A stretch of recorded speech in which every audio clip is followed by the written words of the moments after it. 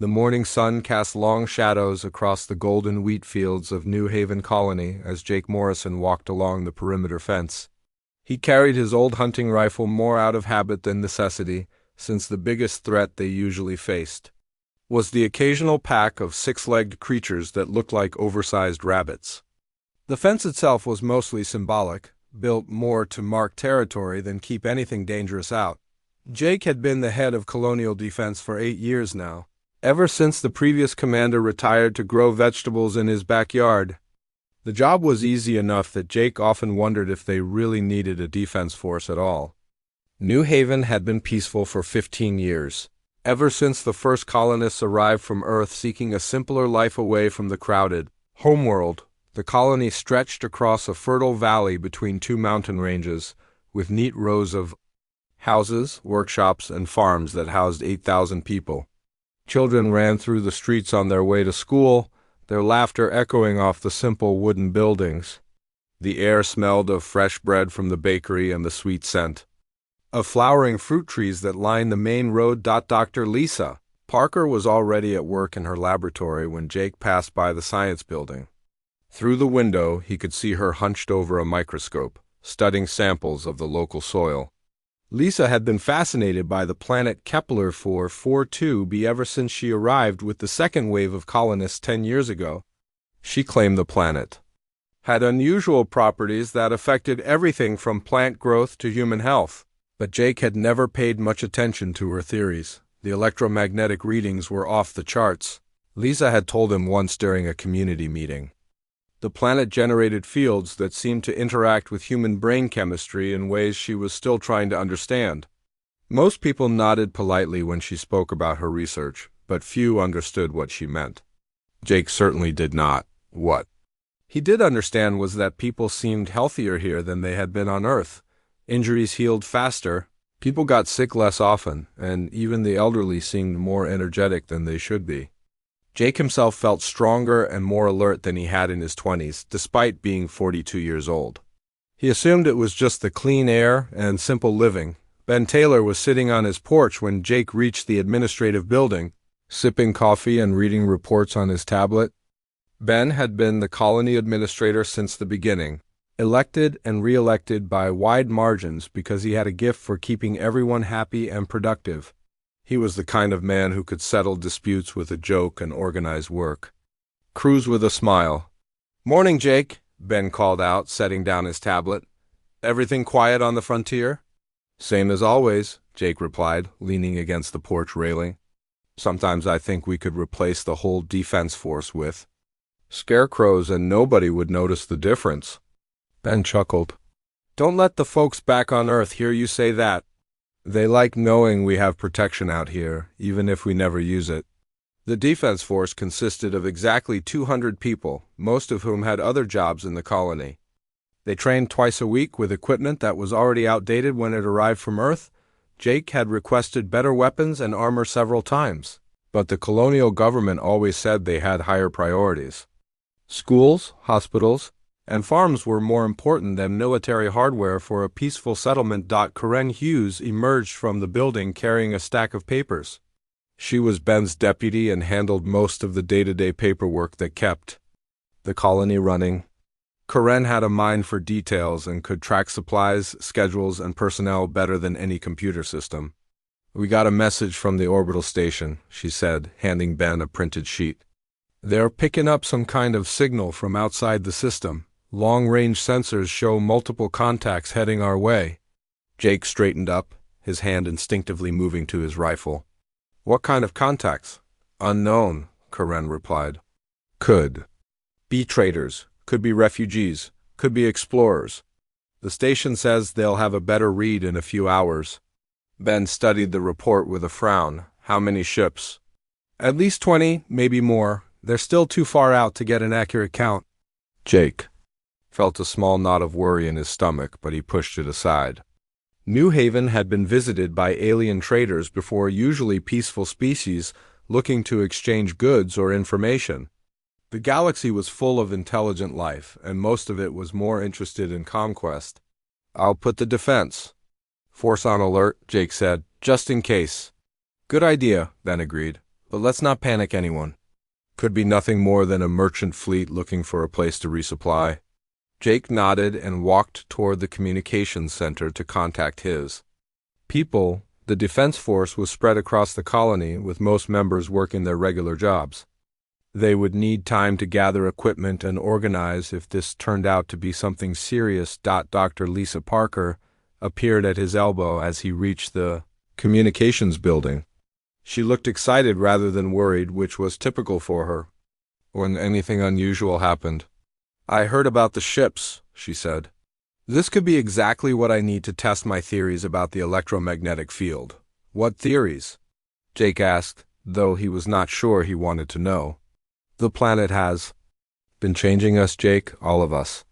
The electromagnetic field interacts with human neural pathways in ways that enhance our natural capabilities. I think prolonged exposure has been making us stronger, faster, more alert. We just haven't had any reason to notice because life here is so peaceful." Jake stared at her. "You think living here has been making us superhuman?" "Not superhuman," Lisa corrected. "Just more human than we ever were on Earth. Our species evolved to survive in dangerous environments, but Earth became so safe that we never needed those abilities. This planet might be awakening genetic potential that has been dormant for thousands of years." The idea sounded ridiculous to Jake, but he had to admit that people did seem different here. Stronger, healthier, more capable than they had been. On Earth, he had assumed it was just the lifestyle, but maybe there was more to it. "Well, let's hope we don't get a chance to test that theory," he said. Lisa smiled. "Actually, I hope we do. It would be fascinating to see what humans are really capable of when we need to be." Jake shook his head and entered the communications center. He had a defense force to organize, not scientific theories to contemplate. Whatever was heading toward New Haven, they would deal with it the same way they dealt with everything else. Together. As a community, the afternoon passed slowly as reports trickled in from the orbital station.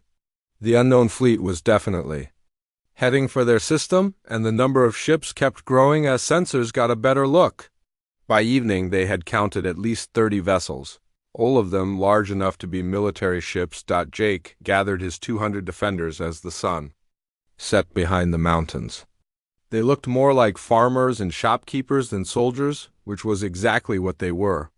Their weapons were basic hunting rifles and shotguns. Their armor was simple, protective gear designed for industrial work. "We don't know what we're dealing with yet," Jake told them. "Could be traitors, could be something else. Either way, we stay calm and follow protocol. If they're hostile, we buy time for the civilians to reach the emergency shelters." The defenders nodded and dispersed to their assigned positions around the colony. Jake knew that if these visitors had hostile intentions, his people would not be able to stop them. Their only hope was that the ships carried peaceful aliens looking for trade or supplies. As night fell over New Haven, Jake stood on the roof of the defense headquarters and looked up at the stars. Somewhere out there, 30 unknown ships were approaching his home. In a few hours, they would know whether New Haven's 15 years of peace were about to come to an end. The electromagnetic field that Dr. Lisa Parker had been studying hummed invisibly around them, its effects still mostly unknown. The 8,000 colonists slept peacefully in their beds, unaware that their quiet lives were about to change forever. Jake Morrison did not sleep that night. He stood watch under the alien stars, his rifle ready, waiting for whatever was coming to arrive. The first ships appeared in the dawn sky like falling stars, except they were moving upward from the horizon instead of down. Jake Morrison watched through his binoculars as 30 massive vessels descended through the atmosphere, their hulls gleaming dark purple in the early morning light. These were not trader ships or exploration vessels. They were warships, bristling with weapons and armor that spoke of conquest rather than commerce. The lead ship was twice the size of anything Jake had ever seen, easily large enough to carry thousands of soldiers. As it settled into a hover above, the colony's smaller craft began launching from its belly like angry wasps from a disturbed nest. The air filled with the sound of alien engines and the crackle of energy shields powering up. Jake grabbed his radio and called for all defense personnel to report to their stations immediately. 200 people against 30 warships was not a fight they could win, but maybe they could buy enough time for the civilians to reach the emergency shelters in the mountains. The first dropship landed in the center of the colony with a thunderous crash that shattered windows for 3 blocks in every direction. The craft was ugly and functional, built like a metal brick with engines attached. Its sides fell away to reveal rows of soldiers that looked like nothing Jake had ever imagined in his worst nightmares. The aliens stood 8 feet tall and powerful, legs that ended in clawed feet.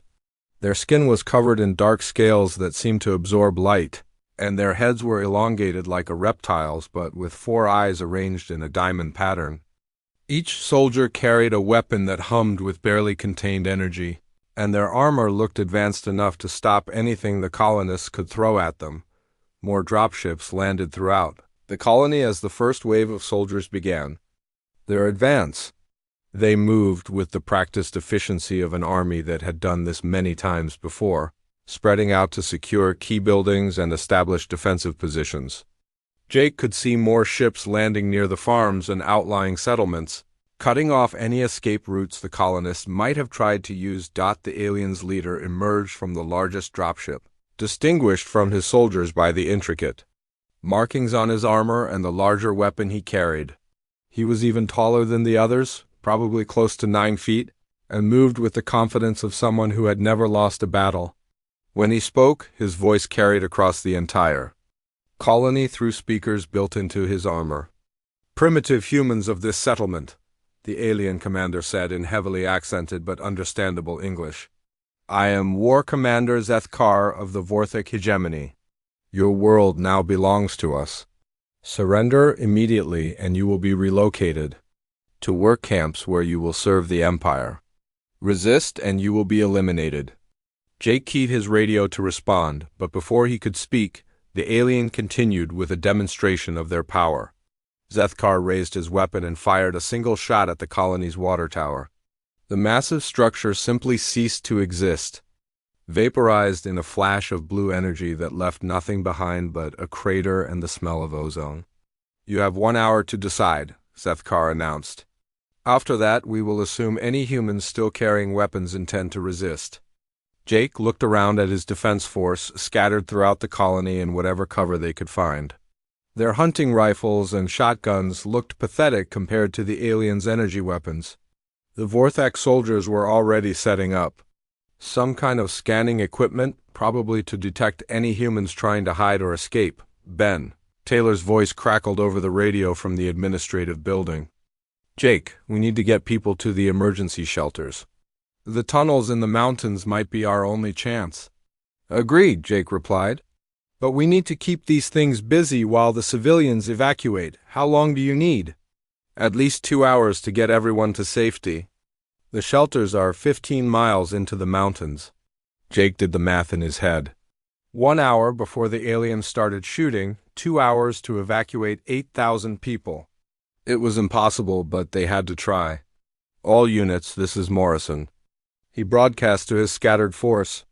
"We're going to buy time for the evacuation. Hit them hard, then fall back to the next position. Don't try to be heroes, just slow them down."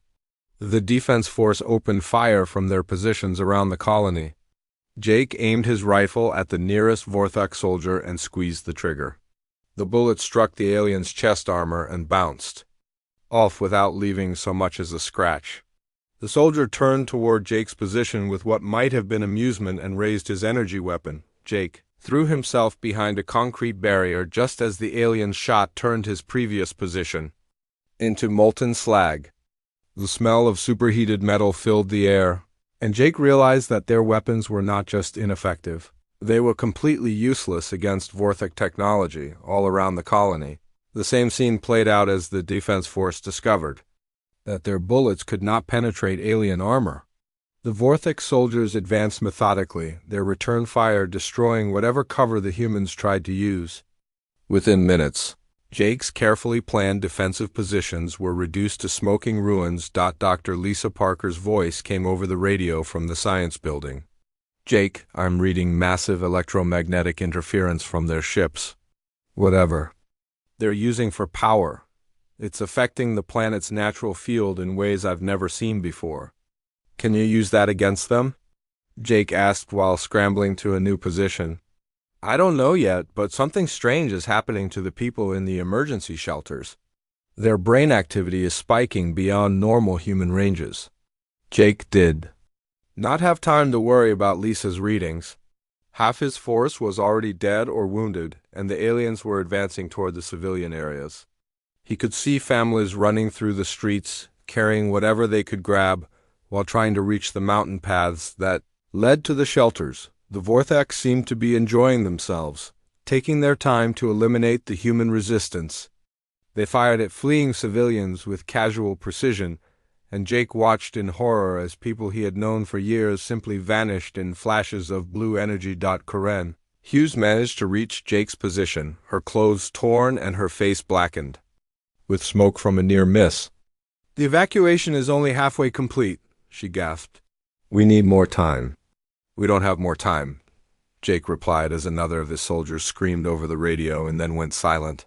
These things are going to slaughter everyone in the colony. The hour was almost up, and Zethkar's voice boomed across the settlement again.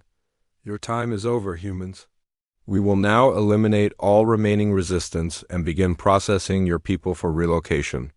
Jake made a decision that would haunt him for the rest of his life. He ordered his remaining troops to fall back to the mountains, abandoning the colony to save whatever civilians they could. As they retreated, he could hear the aliens beginning their systematic destruction of everything the colonists had built. The journey to the emergency shelters took 3 hours through rough mountain terrain. Jake's force had been reduced to barely 50 survivors, many of them wounded. Behind them, the colony burned as the Vorthak established their occupation. The 15 years of peace that New Haven had enjoyed were over when they finally reached the shelter entrance. Jake found something that made him stop in amazement. The 3,000 civilians who had made it to safety were not cowering in fear as he had expected. Instead, they stood together in groups, and there was something different about them that Jake could not identify. Their eyes seemed brighter, their movements more fluid, and when they looked at him, Jake felt like they were seeing things that he could not. Dr. Lisa Parker was moving among them with her instruments, taking readings that made her more excited than Jake had ever seen. Jake, she called out as he approached. You need to see this.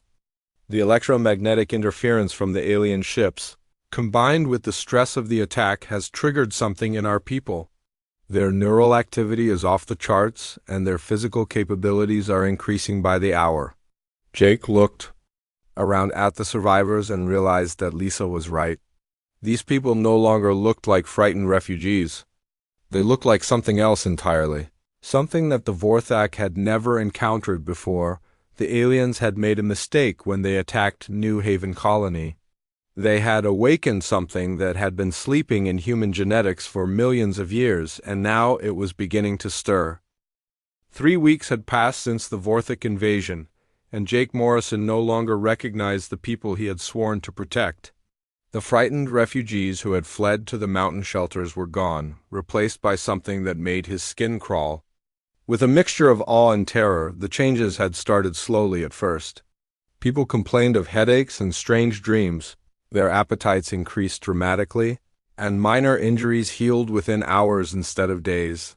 Dr. Lisa Parker worked around the clock to document what was happening, but her instruments could barely keep up with the rapid transformations occurring in human physiology. Jake himself felt the changes more intensely than most.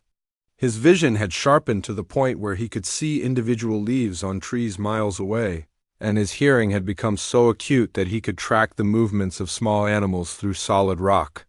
His muscles had grown denser and stronger, and his reflexes had accelerated beyond anything he thought possible for a human being, but the most disturbing change was in his mind. Jake found that he could sense the thoughts and emotions of the other survivors, especially during moments of stress or excitement. It was not quite telepathy, but something close to it. as if the electromagnetic field that Dr. Parker had been studying was creating connections between human brains that had never existed before. The other colonists were experiencing similar transformations, but the effects varied depending on how long they had lived on the planet. People who had been part of the original settlement 15 years ago showed the most dramatic changes, while newer arrivals changed more slowly and to a lesser degree. Ben Taylor had become something that barely resembled the mild-mannered administrator Jake had known. His body had grown leaner and more muscular. His movements had taken on a predatory grace, and his eyes had developed an intensity that made people uncomfortable. When he spoke, his voice carried an authority that made everyone listen without question.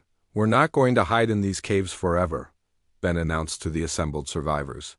"The Vorthik think they've conquered a colony of helpless farmers. They have no idea what they've actually awakened."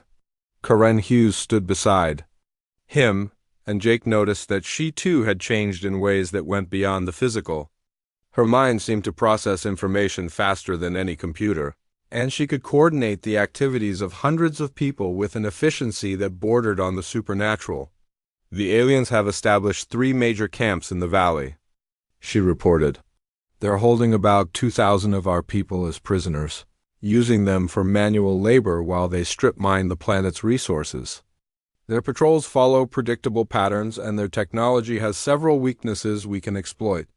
Jake listened to the briefing with growing amazement. Karen spoke as if she had been studying military tactics her entire life, when in reality, she had been a civilian administrator just 3 weeks ago. The transformation was not just physical, it was mental and emotional as well. Dr. Lisa Parker approached the group with her latest readings, her excitement barely contained. "The electromagnetic field is creating permanent changes in our brain structure," she explained. "We're developing new neural pathways that allow for enhanced coordination, faster reflexes, and what appears to be limited telepathic communication." "Telepathic communication?" Jake asked, though he already suspected what she meant. "Haven't you noticed?" Lisa replied. "When we work together, we move like a single organism. We anticipate each other's actions, respond to threats before they're verbalized, and coordinate our efforts with perfect timing. The field is linking our minds in ways that make us incredibly effective as a group." Jake had noticed, and it frightened him more than he wanted to admit. During their scouting missions, he found that he could sense what his teammates were thinking and feeling.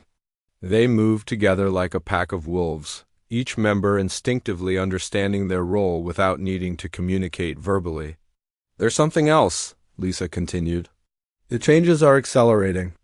People who have been exposed to combat stress show even more dramatic transformations. It's as if the field responds to danger by pushing our evolution faster." Ben stepped forward, and Jake saw something in his expression that made him take an involuntary step backward. "Then it's time we gave the field something to respond to. We're going to start hitting the Vorthik patrols, rescuing our people, and showing these aliens what humans are really capable of." The first raid took place 2 days later.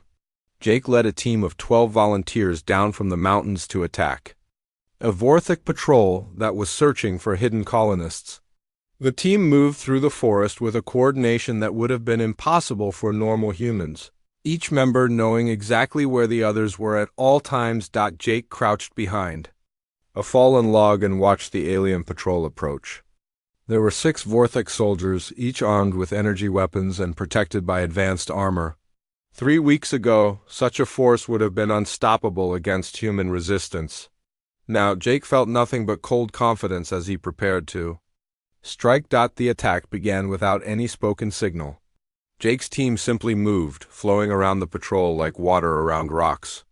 The Vorthik soldiers never had a chance to raise their weapons before 12 enhanced humans struck them from 6 different directions. Simultaneously, Jake's hands moved faster than his conscious mind could follow, tearing through alien armor as if it were made of paper.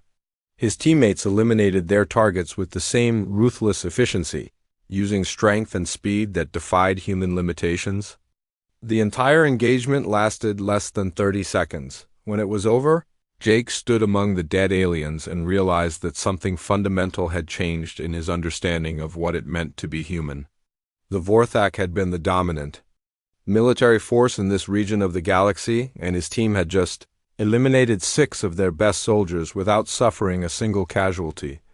The enhanced humans retrieved the aliens' weapons and equipment, but Jake noticed that they handled the advanced technology as if they had been using it their entire lives. The electromagnetic field seemed to be giving them an intuitive understanding of how alien systems worked, allowing them to operate Vorthak equipment with no training or instruction. Over the following days, the raids became more frequent and more successful. Jake's people struck Vorthak patrols, supply convoys, and communication stations with increasing boldness. The aliens began to realize that their enemy was not a group of desperate refugees, but something far more dangerous. War-Commander Zethkar increased patrols and tightened security around the prison camps, but it made no difference. The enhanced humans moved through Vorthak defenses like ghosts, appearing from nowhere to strike and then vanishing before the aliens could respond. They rescued prisoners, destroyed equipment, and gathered intelligence with an efficiency that terrified their enemies. The Vorthak soldiers, who had conquered dozens of worlds with casual ease, began to show signs of fear. They patrolled in larger groups, jumped at shadows, and reported encounters with humans who seemed to possess supernatural abilities. Some claimed to have seen colonists walk through solid walls, while others insisted that humans had vanished into thin air right before their eyes. Jake knew that the reports were not exaggerated. The enhanced humans were developing abilities that went far beyond normal human limitations. They could phase through solid matter for short periods, become nearly invisible by bending light around their bodies, and move with speed that made them appear to teleport from one location to another. Dr. Lisa Parker continued to study the transformations, but she admitted that science could no longer explain what was happening. "We're becoming something new," she told Jake during one of their planning sessions. "Something that evolution has been preparing for millions of years, but never had the right conditions to express." "Are we still human?" Jake asked. Lisa considered the question carefully. "We're more human than we ever were before. These abilities aren't alien, they're the ultimate expression of human potential. We're becoming what our species was always meant to be." Ben Taylor gathered the survivors for a final briefing before their largest operation yet. "Tomorrow we hit the main prison camp," he announced. "We're going to free our people and show the Vorthak that their conquest of our world is over." Jake looked around at the faces of his fellow colonists and saw something that filled him with both pride and terror. They were no longer the peaceful farmers and administrators who had lived quiet lives in New Haven Colony. They had become apex predators, perfectly adapted for war and utterly ruthless in their pursuit of victory. The Vorthak had made a fatal error when they attacked the colony. They had awakened something that had been dormant in human genetics for countless generations. And now that something was about to show the galaxy what humanity was truly capable of when pushed to its limits. The attack on the main prison camp began at midnight, when the Vorthak guards were least alert, and the enhanced humans could use darkness to their advantage. Jake Morrison led 50 of his transformed people down from the mountains, moving through the alien perimeter like shadows given flesh and purpose. The prison camp held 2,000 human survivors in metal cages surrounded by energy barriers and guarded by 300 Vorthak soldiers. The aliens had built their facility in the ruins of New Haven's town center, using the colonists' own buildings as foundations for their brutal efficiency. Jake crouched on a hillside, overlooking the camp, and felt the minds of his team connecting through the electromagnetic field that linked them all. Without speaking, they shared information about guard positions, weapon placements, and weak points in the alien defenses. The coordination was perfect, each enhanced human knowing exactly what the others planned to do. Ben Taylor appeared beside Jake without making a sound, his movement so fluid that he seemed to materialize from the air itself. The former administrator had become something that barely resembled a human being, his body transformed into a weapon of living flesh and enhanced reflexes that could react faster than alien computers. "The prisoners are in the central compound," Ben whispered, though Jake already knew this through their shared mental connection. Karen has identified the power source for the energy barriers. Lisa thinks she can shut down their communications array. Jake nodded and gave the signal to begin. The 50 enhanced humans moved simultaneously, flowing down the hillside like a tide of death that the Vortex sentries never saw coming. The alien guards died in their positions without making a sound, their advanced armor torn apart by human hands that possessed strength beyond any known biological limits. The first indication that War Commander Zethkar had of the attack was when his communication systems went silent. Dr. Lisa Parker had phased through the walls of the command center and placed her hands directly on the alien computers. Using abilities that science could not explain to fry their circuits from the inside, Jake reached the prison cages and began tearing through the energy barriers with his bare hands. The force fields that could stop plasma weapons collapsed under his touch, sparking and dying as his enhanced physiology somehow neutralized their power. The trapped colonists stared at him in amazement and terror, unsure whether their rescuer was still human. "Stay close and do exactly what we tell you," Jake ordered the freed prisoners. "We're getting you out of here, but you need to trust us completely." The liberated colonists nodded, though Jake could see the fear in their eyes when they looked at him and his team. The transformation had changed the enhanced humans in ways that went beyond the physical, giving them a presence that made normal people deeply uncomfortable. Karen Hughes appeared at the power station that controlled the camp's defenses, her mind interfacing directly with alien technology in ways that should have been impossible. The Vortex systems recognized her as some kind of virus, but they could not stop her from taking control of their equipment and turning it against them.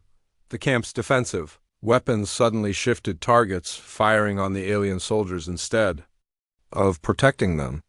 Energy turrets that had been programmed to kill humans now tracked Vortex movement patterns and eliminated guards with ruthless precision. War Commander Zethkar emerged from his command bunker to find his perfectly organized prison camp dissolving into chaos.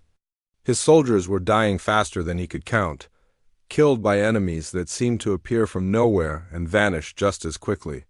The humans moved with coordination that his tactical computers could not predict or counter. "All units fall back to defensive positions," Zethkar ordered through his armor's communication system. "Focus fire on the human infiltrators." But the enhanced colonists were no longer where his soldiers expected them to be. They flowed through the battle like water through a sieve, striking at weak points and disappearing before the aliens could respond. Jake watched as his people demonstrated abilities that redefined what it meant to be human. One of his team members walked through a wall of solid metal to attack guards on the other side, her body somehow becoming incorporeal for the few seconds needed to pass through the barrier. Another enhanced human moved so fast that he appeared to be in 3 different places at once, his speed creating afterimages that confused alien targeting systems. The most terrifying was Ben Taylor, who seemed to have developed the ability to influence Vortex minds directly. Enemy soldiers would suddenly stop fighting and turn their weapons on their own comrades, apparently convinced that their fellow aliens were actually human infiltrators in disguise. Dr. Lisa Parker coordinated the evacuation of the freed prisoners while simultaneously studying the electromagnetic readings from the battle. The field strength was increasing dramatically as the enhanced humans pushed their abilities to new limits, and she realized that combat stress was accelerating their transformation even further. "Jake," she called through their mental link, "the field is reaching critical resonance. Whatever we're becoming, this battle is pushing us to the next level of evolution." Jake felt the truth of her words in his own body as new capabilities awakened within him. His vision expanded beyond normal light frequencies, allowing him to see the heat signatures and energy patterns of every living being in the camp. His hearing became so acute that he could track individual heartbeats among the chaos of battle. "War Commander." Zethkar realized that his forces were losing to an enemy that should have been helpless against Vortex technology. These were not the primitive humans his intelligence reports had described, but something far more dangerous than any species his empire had ever encountered. "Retreat to the ships," he ordered his surviving soldiers. We are dealing with an unknown threat that requires immediate reinforcement.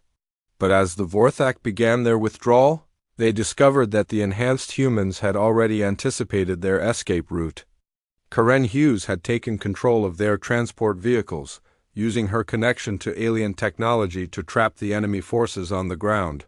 The Vorthak soldiers found themselves surrounded by enhanced humans who moved like supernatural predators, striking from impossible angles and demonstrating abilities that violated every known law of physics. The aliens who had conquered dozens of worlds with casual efficiency were now the prey, hunted by creatures that seemed to exist outside the normal rules of reality. Jake cornered a group of Vorthak soldiers near the camp's main gate and felt something shift in his consciousness. The electromagnetic field around him pulsed with new energy, and suddenly he could sense not just the aliens' positions but their thoughts and intentions as well. The Vorthak commander facing him raised his energy weapon, but Jake moved before the alien's brain had finished forming the command to fire. His hand passed through the weapon's energy field and crushed the device like it was made of paper, while his other hand lifted the 8-foot-tall soldier off the ground with ease. "Tell your war commander," Jake said, his voice carrying harmonics that made the alien's scales bristle with terror, "that he has awakened something that should have been left sleeping. We are no longer the species you thought you were conquering." The surviving Vorthak soldiers fled toward their ships in panic, but they discovered that escape was not possible. The enhanced humans had learned to phase through solid matter, becoming incorporeal long enough to pass through ship hulls and attack the crews inside. Ben Taylor materialized in the command center of Zethkar's flagship, his presence causing every alarm system to activate simultaneously. The war commander faced him with weapons drawn, but Ben simply smiled with an expression that contained no humanity whatsoever. "Your empire has made an error," Ben said, his words somehow reaching every Vorthak soldier on every ship simultaneously. "You came here expecting to conquer farmers and found apex predators instead. We are what your species will become when we are done with you." The battle for the prison camp was over within 2 hours, but the war had only just begun. The enhanced humans had rescued their people and demonstrated capabilities that would soon spread terror throughout the Vorthak Empire and beyond. War Commander Zethkar fled the system with the few ships that had managed to escape, carrying news of an enemy that his superiors would refuse to believe until it was far too late. Behind him, the transformed colonists of New Haven prepared to take their fight to the stars themselves. No longer content to simply defend their world, the galaxy was about to learn that humanity had been peaceful by choice, not by nature, and that choice had just been revoked. War Commander Zethkar had barely escaped the planet's surface when he discovered that his troubles were far from over. The enhanced humans had not been content to simply defeat his ground forces. They had somehow infiltrated his flagship, while it was still in orbit. Jake Morrison materialized on the bridge like a ghost given solid form, his presence causing every Vorthak officer to freeze in terror. The alien commander raised his sidearm, but Jake moved with speed that made light seem sluggish. His hand closed around Zethkar's weapon and crushed it to powder, while his other hand lifted the 9-foot-tall alien off the deck with casual ease. "Your empire needs to receive a message," Jake said, his voice carrying harmonics that made the ship's hull vibrate. "We are going to broadcast it using your own communication network, and every species in this region of the galaxy is going to understand what happens when humanity is pushed too far." Dr. Lisa Parker phased through the ship's bulkheads and began interfacing with the Vorthak communication systems. Her consciousness merged with the alien technology in ways that violated every known law of physics, but the electromagnetic field that had transformed the colonists made such impossibilities seem routine. Ben Taylor appeared beside the main view screen, his transformed appearance causing several Vorthak officers to collapse in fear. The former administrator had become something that existed at the intersection of human intelligence and predatory perfection, a being that could inspire terror in species that had conquered half the galaxy. "Begin recording," Ben commanded, and the ship's systems obeyed him. As if he were their original programmer, the broadcast began with footage from the invasion 3 weeks earlier, showing the Vorthak fleet descending on New Haven Colony with overwhelming force. The images captured the aliens' casual brutality as they vaporized civilian targets and herded surviving humans into prison camps. War Commander Zethkar watched his own forces demonstrating the military superiority that had made the Vorthak Empire feared across dozens of star systems. Then the recording shifted to show what had happened next. The enhanced humans moved through the footage like living nightmares, tearing through Vorthak defenses with abilities that defied rational explanation.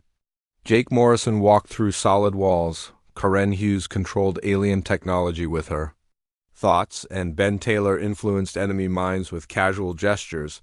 The most terrifying scenes showed the final battle at the prison camp, where 50 enhanced humans had eliminated 300 Vorthak soldiers in less than 2 hours.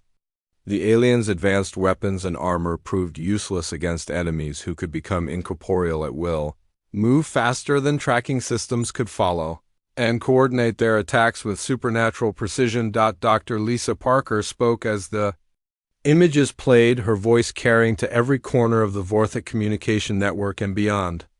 "The species you see before you is humanity in its true form," she explained to the galaxy at large. "For thousands of years we lived on a world so peaceful that we forgot what we were capable of. The electromagnetic field of our new home has awakened genetic potential that evolution built into us through millions of years of survival challenges." The broadcast showed enhanced humans demonstrating abilities that redefined what it meant to be an intelligent species. They phased through solid matter, moved with speed that created afterimages, and demonstrated strength that could tear through starship hulls. Most disturbing of all, they worked together with coordination that suggested a single, terrifyingly intelligent organism. Jake Morrison stepped forward to address the camera directly, his presence somehow reaching through the communication network to touch the minds of every being watching. "The Vorthak Empire made a critical error when they attacked our colony," he said. "They saw peaceful farmers and assumed they were dealing with prey. Instead, they awakened the apex predator species of this galaxy." War Commander Zethkar watched in horror as the broadcast reached every world under Vorthak control, then spread through trade networks to dozens of other civilizations. The message was simple but profound. Humanity was not just another species to be conquered or exploited. They was something far more dangerous than any empire had ever encountered. Ben Taylor continued the narration as the footage showed enhanced humans moving through Vorthak ships like angels of death, eliminating entire crews without triggering a single alarm. "We have been peaceful by choice, not by nature," he explained to the watching galaxy. "That choice has now been revoked." The broadcast included detailed scans of human physiology, showing how the electromagnetic field had triggered transformations that unlocked abilities dormant in human genetics. Dr. Lisa Parker explained that these were not supernatural powers, but the ultimate expression of evolutionary potential that Earth's comfortable environment had never required. "Every human colony in this region of space is undergoing similar transformations," she announced. "The process that began on our world is spreading to every settlement where humans have lived long enough for the changes to take hold. Your empire has not conquered a single colony, you have awakened an entire species." The implications of her words sent shockwaves through every civilization watching the broadcast. If humans throughout the galaxy were transforming into enhanced beings with supernatural abilities, then the balance of power that existed for centuries was about to shift dramatically. Karen Hughes appeared on screen to demonstrate her ability to control alien technology through direct mental interface. She took command of Vorthak communication networks, defense systems, and even life support with casual gestures that made their most advanced computers seem primitive by comparison. "We understand your technology better than you do," she told the watching galaxy. "Your weapons, your ships, your defenses, all of it is vulnerable to beings who can interface directly with electronic systems. You built your empire on the assumption that intelligence and technology were separate things, but we have evolved beyond that limitation. The broadcast concluded with a warning that would echo across the galaxy for generations to come. Jake Morrison stood before the camera with War Commander Zethkar kneeling beside him, the alien commander's pride broken by the demonstration of human superiority. Let this message reach every species that has ever considered humanity to be prey. Jake said, "We are the real monsters in this galaxy, and we have finally woken up. Any civilization that threatens human colonies will discover what their ancestors feared when they huddled around fires in the darkness, knowing that something far more dangerous was hunting them." The recording ended with footage of enhanced humans throughout the galaxy responding to the broadcast, their own transformations accelerating as the electromagnetic resonance spread from world to world. Human colonies that had been peaceful agricultural settlements were becoming something else entirely. Populations of apex predators that could challenge any military force in known space. War Commander Zethkar's fleet fled the system in panic, carrying news that the Vorthic Empire would refuse to believe until human strike teams began appearing on their homeworlds. Behind them, the enhanced colonists of New Haven prepared to take their message to every corner of the galaxy. Dr. Lisa Parker studied the readings from other human settlements and smiled with an expression that contained no warmth whatsoever. "The awakening is spreading faster than we anticipated," she told her companions. "Within a year, every human in this region of space will have transformed." Ben Taylor nodded, his enhanced senses already detecting the approach of other alien fleets drawn by the broadcast. "Let them come," he said. "The galaxy is about to learn that humanity has been the dominant species all along. We just needed the right conditions to remember it." Jake Morrison looked up at the stars through the flagship's viewports and felt the collective consciousness of enhanced humanity stirring across dozens of worlds. The peaceful farmers and administrators who had left Earth seeking a simple life were gone forever, replaced by something that would remake the galaxy in humanity's image. The real monsters had awakened, and they were no longer content to hide their true nature from a universe that had never understood what they were dealing with when they encountered the human species.